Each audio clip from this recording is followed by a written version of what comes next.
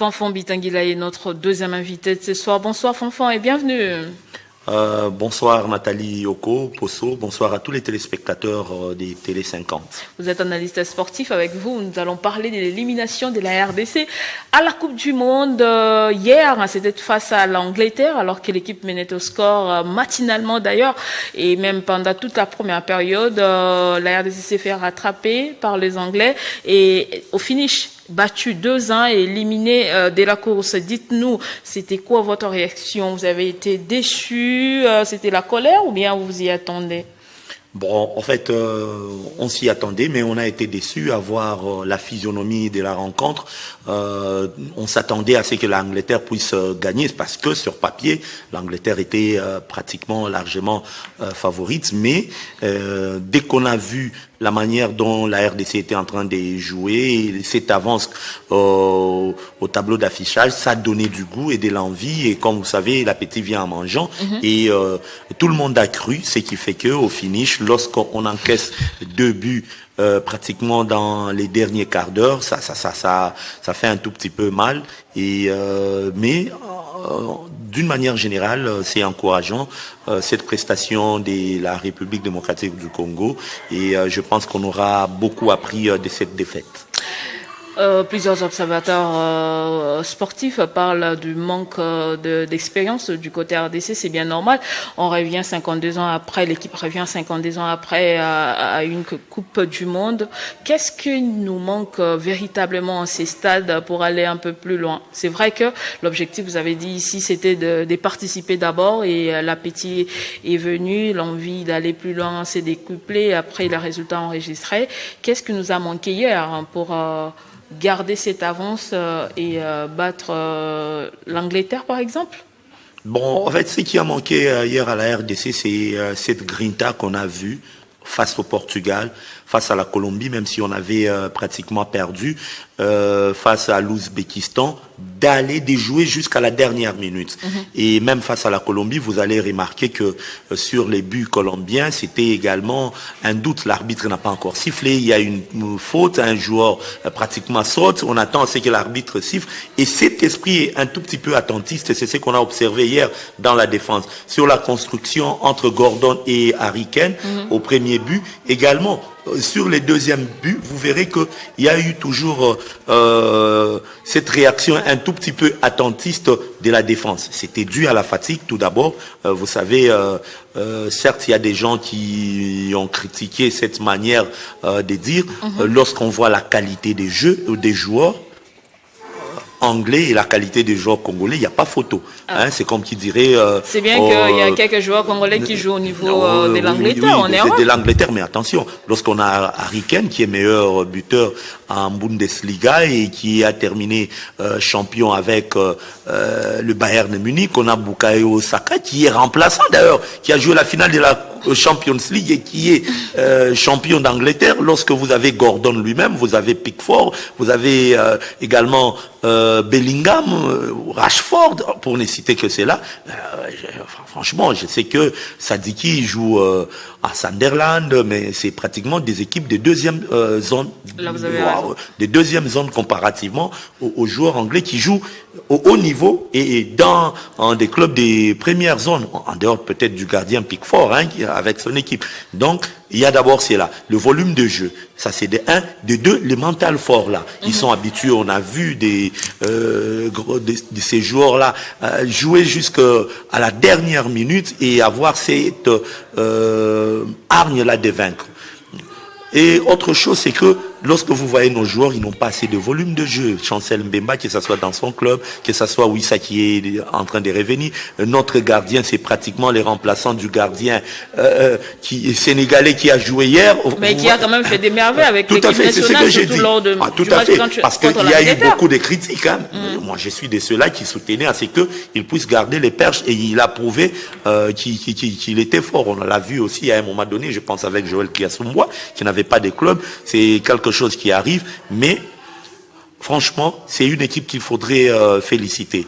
Qu'est-ce qu'il faudrait faire également sur cette rencontre je ne sais pas si peut-être également l'esprit de la mère des sabres, même s'il n'était pas informé, était en train un tout petit peu de les hanter. Nous sommes des noirs, hein, ça arrive. Tu es au boulot, on te dit...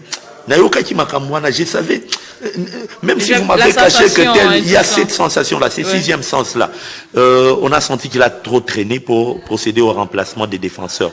Il y en a qui pensent que Kapwadi devrait entrer, Joris Kaim devrait entrer bien avant pour seconder. Et je pense qu'il pense, dans son fort intérieur, il avait confiance en son équipe. À chaque fois qu'on avait une phase offensive, eh bien, il faudrait dire que la RDC était très poignante et très piquante. C'est ce qui a fait qu'il puisse songer à mettre Mecha Kelia. Parce que chaque fois qu'on faisait des montées, qu'on faisait des attaques, on pouvait également marquer. Donc, à sa place, je pense qu'il a réfléchi comme cela. Mais il a oublié, en voulant marquer, il a oublié les arrières. Et c'est ce qui a fait que on puisse encaisser. Et de toute façon, le football, c'est un jeu d'erreurs. Il a commis des erreurs qui lui ont coûté cher. Et... ça arrive et nous espérons bien qu'on aura peut-être à les garder encore pour qu'on puisse travailler sur la durée. Deschamps a fait un parcours en dents de scie, mais il est là. On a vu Sir Alex Ferguson avec Manchester. En tout cas, le critiquer négativement en ce moment, ce serait ingrat, je pense, parce qu'avec ce qu'ils nous ont montré lors de cette phase de groupe, il faudrait le laisser pour harmoniser davantage cette équipe nationale si ça ne dépendait que de moi. Alors, cette question de votre avis. Merci beaucoup. Cette question de gestion de temps s'est posée pratiquement pour l'ensemble des équipes africaines qui ont pris part à ce mondial. Je me rappelle du match d'hier contre le Sénégal qui menait de score par 2-0 devant la Belgique et s'est fait rattraper et s'est fait éliminer. Il en est de même pour la Côte d'Ivoire qui a été plutôt qui a ramassé un but à la 86e minute. Vous avez suivi cette rencontre.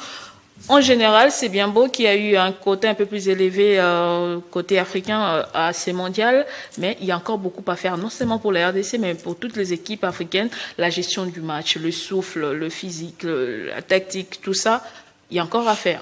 Il y a beaucoup à faire. D'ailleurs, j'en parlais bien avant qu'on entre ici avec Gédéon Dioka qui m'a dit qu'il y a un syndrome de la 86e minute parce que ce soit la RDC, que ce soit la Côte d'Ivoire ou encore le Sénégal, comme me disait Gédéon Dioka, il y a des buts qui ont été marqués à la 86e minute et comme vous savez, la 92e minute contre l'Afrique du Sud. Il y a cette superstition qui pense que c'est quelque chose de mystique. Non, je pense que physiquement ça s'explique.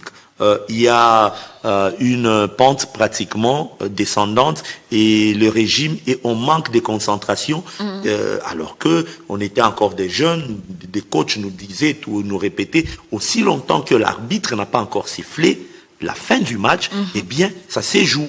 Et c'est ce qui a manqué pour la plupart des sélections africaines et même leurs sélectionneurs. Ils ont joué sur ces mentales et d'ailleurs vous allez remarquer que la plupart des sélections africaines ont été récupérées comme étant meilleur troisième. C'est également peut-être cet esprit de contentement qui sont dit on est déjà en 16e, tout ça, minimaliste tel que vous venez de le dire encore. Et bien je pense que pour les Européens, c'est un message fort. Hein, c'est un message fort. Comme on le dit pratiquement dans un jargon quinois, ils se disent que africain, mabé. Donc prochainement, ça sera trop dur. Parce qu'on a eu au moins 9 sélections en 16e de finale. Oui. Et si on compte, on s'est dit, les précédentes éditions de Coupe du Monde, on les a jouées avec 32 sélections. Avec seulement 6 nations africaines, et aujourd'hui on s'est retrouvé à 32 avec déjà 9 nations africaines. Pour moi, je me dis qu'il y a eu une avancée, mais cette avancée, il fallait l'assurer jusqu'en 8e de finale. Et je pense même que aller un peu plus loin, hein. aller plus loin. Je pense que l'Algérie, l'Égypte qui sont restés, et bon, les Cap-Verts également. On va tourner la page pour la RDC puisqu'on est en train de chuter rapidement. L'avenir, c'est déjà en 2027 avec la Coupe d'Afrique des Nations. Parmi les objectifs assignés à Sébastien Desabre, c'était également de gagner la Coupe d'Afrique des Nations et voir en 2030 à la prochaine Coupe du Monde comment nous allons nous comporter après s'être arrêté en 16e de finale. Je pense qu'il faudrait que la plupart des joueurs n'attendent pas qu'on ne puisse pas les convoquer.